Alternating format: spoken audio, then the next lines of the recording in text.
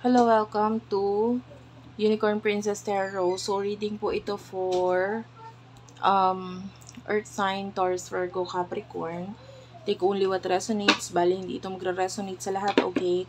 So, take only what resonates. Pwede magkapalit-palit ng roles. Um, Bahala ka na talaga yung sarili mo sa sitwasyon. Kung hindi ka makarelate, huwag ipilit. May mga next readings pa. Kung makaka-relate ka, kunin mo lang yung mga messages na magre-relate sa'yo. Kasi pwedeng hindi 100% kang makarelate dito. Okay, this is for the sign of Earth sign, Taurus, Virgo, and Capricorn. Let's start your reading. One last shuffle. Unicorn Princess Tarot, yun yung aking TikTok ha. Pa-follow na lang din po ako doon, guys. This is for the sign of Earth sign. Queen of Swords is here. Six of Pentacles. Ace of Pentacles. I feel like may bagay ka na either kinat off or tinapos, or maybe ikaw yung nag-take ng risk. Nakita tayo ng pagte-take ng risk sa'yo. Pero there's this new beginning here. So kaya ka nag-take ng risk. And either ikaw ay nauto or naloko or nahumaling ka masyado, no? Pero ikaw ay I can see some kind of betrayal, no? Or kung ano man itong pinagtaken mo ng risk, pwedeng hindi nag-work out para sa'yo. Okay? I feel like may mga plano dito. And medyo mahirap eh. Medyo actually yung nakita natin dito is maybe a new beginning na medyo parang imposible. Medyo mahirap, no? Pero may mga nakita din tayong taong mga sumuporta sa'yo pero wala silang magawa sa kung ano man yung sitwasyon mo. Okay?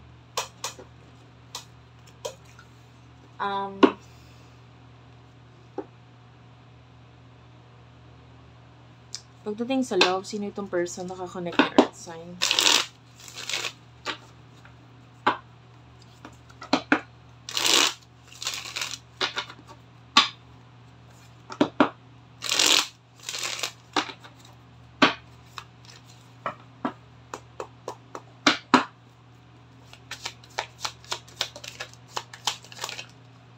The Death card is here, so the Emperor could be a Scorpio, Aries,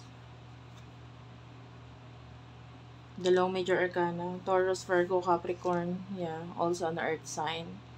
You could be dealing with that sign, or pwede rin namang hindi. Pwede rin namang hindi. Kung ang mahalaga yung makarelate ka or makaresonate ka sa reading. Pwedeng pinabayaan ka nitong taong to. Or feeling mo pinabayaan ka niya. Or feeling mo wala siyang pakialam sa'yo. You know, pwedeng masyado siyang matigas or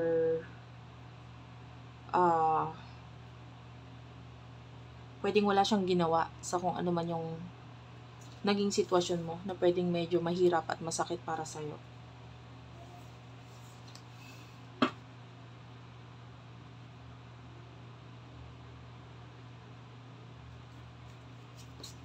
Some of you, pwede naghintay ka ng action mula sa taong to. Pero wala eh. So, pwede nagkakaroon ng ending or nagkaroon ng ending sa inyo na itong taong to. And, nasaktan ka, nahirapan ka. Ano yung situation sa inyong dalawa ng person na ito? Could be a person in the past. Yeah, you do have your threatened. Maybe there's something na sinabi mo dito sa taong to. And nagdulot ito ng kahihiyan para sa'yo.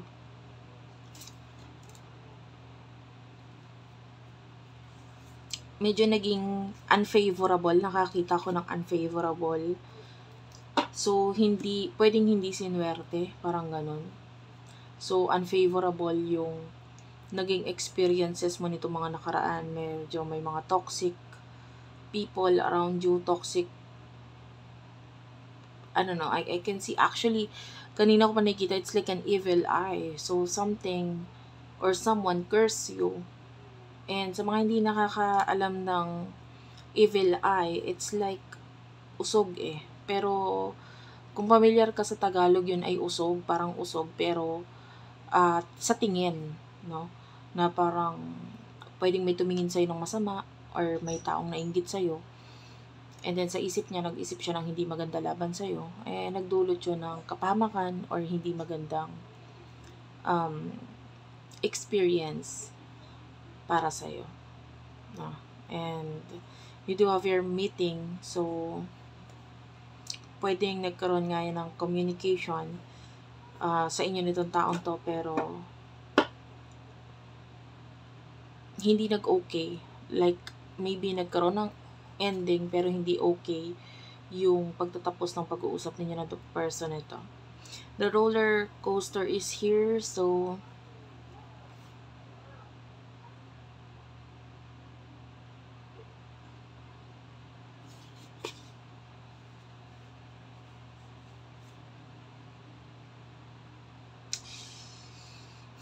could be dealing with the twin flame. Nakakita ko ng twin flame connection dito.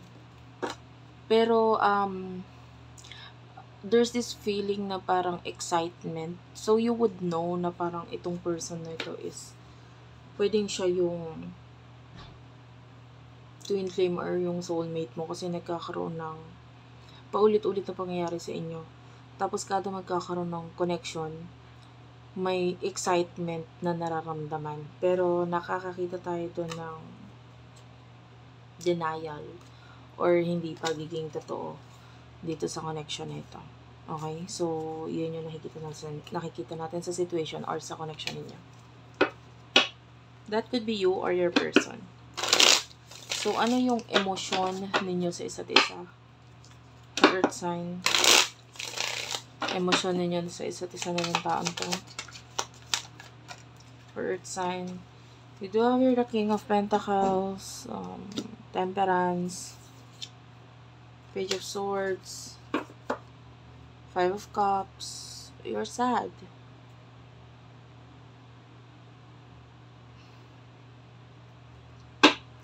May mga bagay kang gustong ibigay sa kanya or vice versa. Gusto mong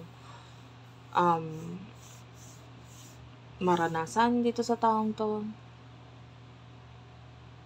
or may mga bagay kang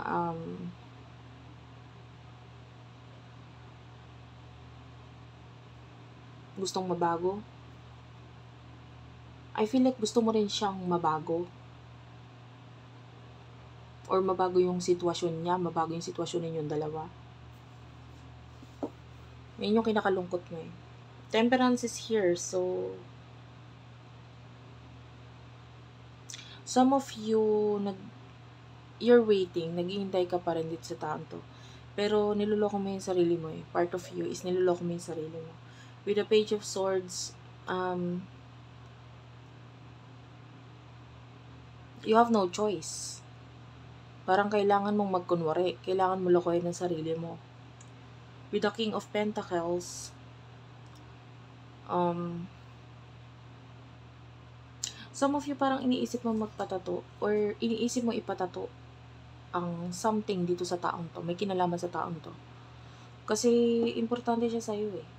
Hindi to para sa lahat, itong part na to, but may nakikita kong may kinalaman sa pagtatato. And maybe you want, or meron ka ng tato ngayon na pwedeng may kinalaman sa person na ito.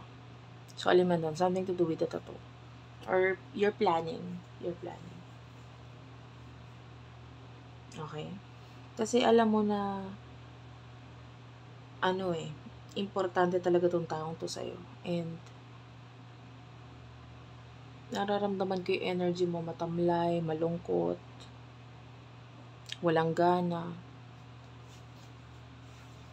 Diba?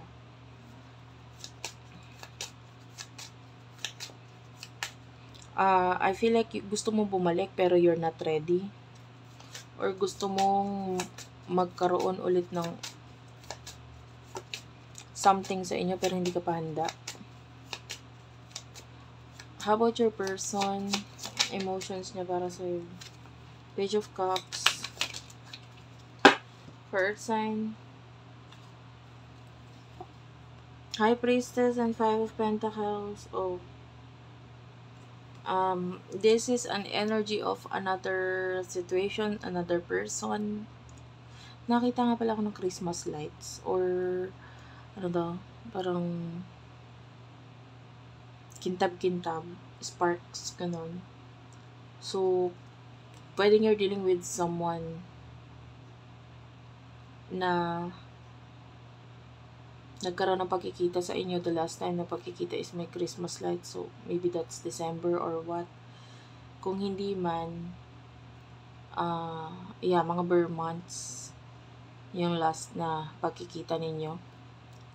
Anyway, okay lang kahit hindi. The High Priestess is here. So, nakakita tayo doon ng soulmate connection. That particular time na nagkita kasi kayo, hanggang ngayon naalala pa rin itong taong to.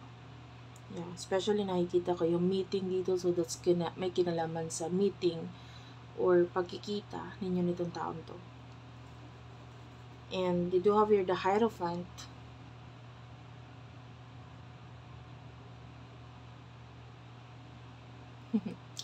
This is your person. Nakikita natin yung kaugalian ng person na ito na pwedeng nag-a-advise siya sa iba regarding sa love, regarding sa situation ninyo na hindi natuloy, pero parang ina-apply niya sa iba. You know what I mean? Pwedeng pagdating sa ibang relationship, nag-a-advise siya, tapos hindi niya sinasabi or hindi niya sinasabi yung may kinalaman sa inyo, pero yung advice niya may kinalaman sa inyo. Kumbaga, wag mong gawin to, gawin mo yan. Kasi parang ayaw niyang mangyari dun sa mga taong yun, yung nangyari sa inyo. You know what I mean? Pinangguhugutan niya yung sitwasyon ninyo para makapag-advise siya sa iba. And ayaw niya maulit. Kasi masyadong roller coaster nga yung inyong connection. Mutual energy.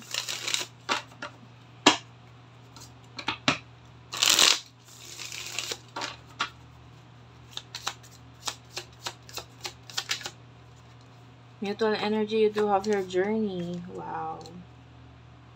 Yan, twin flames. The one. Mirrored soul. So, you could be dealing with your twin flame. And sa journal na ito, I feel like hindi pa tapos itong storya ninyong dalawa ng person na ito. It's not yet done. It's not yet finished. Plug is here. Yan. You're still connected. Kung hindi man physically, hindi man sa ngayon na nagkikita kayo or whatsoever, maybe this means emotionally or spiritually naka-plug ka pa rin dito sa taong to. Para kayong may, alam mo yun, parang kuryente, ayan o. And katulad ng nakikita natin, it's an internet. So,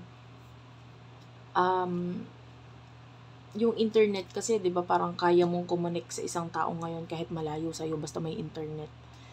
And may kinalaman yun sa connection ninyong dalawa. Parang may connection pa rin kayong dalawa ng taong to. Kahit magkalayo kayo, kahit di kayo nakikita. Basta hanggat nandun yung alaala ninyong dalawa sa isipan ng bawat isa. Which is imposible namang mawala yung alaala na yun. You do have your anxiety. Ayan. Ngayon ko lang actually ngayon, ang tagal ko nang nagagamit itong card nito, but this is the only time na nagpakita sa akin yung alien. Which is, that is bihirang pangyayari. Napakabihirang magpakita sa akin Ngayon lang actually, hindi bihira. Ilang beses ko nang ginagamit itong card na to. You do have your telepathic dreams and songs. The way I see this, it's like yung connection ninyo could be like an alien. Walang naniniwala or hindi mo masabing totoo or hindi ang connection ninyo because it's like twin flame. Totoo ba yun or what? Pero you can feel it. You can feel that it's real. Alam mo sa sarili mo totoo yun. Pero may times na hindi ka rin naniniwala. Katulad yan na isang alien. Diba? May times na hindi ka naniniwala. Kapareho ng person mo. Pareho kayo. Nakakamoy ako ng mais. Ayaw nang kumain ka ng mais. So, pareho kayo ng person mo na ganun. Totoo ba itong connection namin? Parang hindi naman. May times na, ay hindi. Hindi totoo. Ano lang to, wala lang to. Past lang siya. Naalala ko lang. Tapos may times na naman na, teka lang, lakas ng connection eh. May times na na maya mo iniisip, napapanaginipan mo pa. Ang lakas kahit wala siya, diba? So may ganun connection sa inyong dalawa. Pareho kayo ng nararamdaman. Pareho kayo ng iniisip. And this is sometimes causing you anxiety. Diba? Yung isip ng isip, and pwedeng ganun din yung taong ito.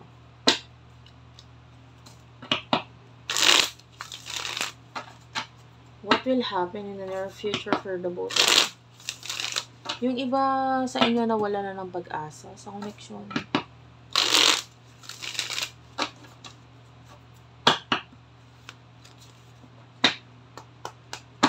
Yung parang feeling mo wala ka ng pag-asa or wala na kayong pag-asa. In the near future, you do have the Queen of Wands. Okay. The Wheel is here. Oh. One more card. Page of Pentacles for your person.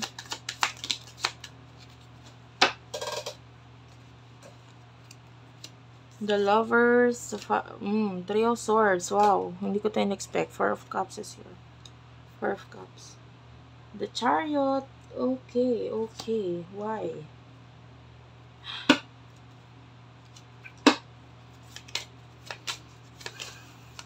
Tell me about the situation in the near future. Situation in the near future for Earth sign, love affair. Wow. Happiness. Nightlife is here. There's synchronicities. Synchronicities, yan. Signs 1111, 222, 333. And you do have your soul. Ayan, isa pa ito sa hindi. Oy, wow ha, guys ha. There's this cards na nagpapakita sa akin na hindi ko pa nakikita. Sa tagal kong ginagamit itong card nito, ngayon lang. Like for example, yung alien kanina. Na never ko pa yung nakita. Ngayon ko pa lang nagpakita sa akin. So, and the soul is here. So, isa pa ito na ngayon lang din nagpakita sa akin. Okay? And also, yung ito. Settlement. Okay? So, babasahin natin lahat dyan. And I will stop here. So, sa nakikita natin dito, actually, there's this big changes sa connection ninyo nitong taong to. There's big change. Nakakita tayo dito ng happiness. Oh. So, ngayon, hindi kayo masaya. Hindi kayo happy. So, in the near future, there's happiness. Bakit? Bakit magkakaroon ng happiness? I can see the both of you sharing moments together na maaaring hindi alam ng iba. Okay? The Lovers is here. Dito sa particular card na ito, or deck na ito, yung The Lovers is about the third party. And if you're dealing with a person na may kakonect na iba, you are the one na lumalabas as third party. Third person. The other person. The twin flame. Mas nakikita natin, yung attraction niya, maaaring mapunta sa'yo. Yung pansin, maaaring mapunta sa'yo. Why? Kasi nakakita tayo dito ng Six of Cups and the Three of Swords. It's like pag-aaway between your person at saka dun sa person. Nakakonect niya. Alam mo kung bakit? Kasi yung person nakakonect niya, maaaring walang pagbabago. Or vice versa. Pwedeng siya yon na hindi nagbabago. Walang pagbabago. So, ang ending, magkakasawaan, magkakaroon ng problema. Magkakaroon ng there's this card, like drastic change. And that could mean pagka-cut off. And nightlife is here. So, isang gabi lang eh. Parang sa isang iglap, biglang mabago lahat. You know why? Kasi itong person na ito, some of you could be dealing with a person who is already married. Kasi nakakita tayo dito ng legal and soul. This could mean marriage. So, nakakita tayo ng papers dyan. And a settlement is also here. Lockdown. Settlement is like agreement. So, you could be dealing with a married person. And lockbox is here. So, yung person na ito is feeling trapped or hindi siya okay dun sa situation na yon, connection na yon. Pero, the way I see this lockbox now, kung makikita mo, there's this padlock, no? May padlock na nakikita ka dito. Pero the way I see this, or ang energy niya, is hindi siya nakapadlock sa tamang pagkakapadlakan. Makikita mo yung padlock, nakapadlock lang siya doon sa may parang gate. Pero hindi doon sa pinaka, alam mo yon, alam mo naman siguro ang gate, 'di ba? Pero pag pinadlock mo ang gate, hindi sa ganito. Hindi ganito ang pagkakapadlock. Nakapadlock lang siya sa parang nakaganyan. Pero it looks like a big gate. Pero wala doon sa pinaka handle kung saan dapat nakahook yung padlock. So meaning, yung person mo, nakalock man siya sa person na ito, sa sitwasyon nila. But, there's this feeling na kaya niyang umalis. And time will come, makakaalis siya. And ito na yung time na yun. Kaya nga may happiness sa inyong dalawa. Nakikita tayo dito ng friendship. Actually, soulmate is here. Twin flame is here. Pero mas nauuna, nakikita natin dito ang connection ninyo as a friend ng person nito. Okay? And you do have your waves. Magugulat ka na lang. Katulad nga ng alon, di ba? Kusang lalapit. Nandun ka lang sa, di ba? Sa pangpang. Nandun ka lang sa aplaya. Like here. Pero yung waves is like yung connection ninyo ng person mo. Kusang lalapit sa'yo. Yung tubig or yung alon, which is yun yung person mo. No? And nakikita natin yung nag-uumapaw na emotion ninyo ng person to sa isa't isa. Actually, nakakita tayo dito ng sexual connection in the near future for the both of you.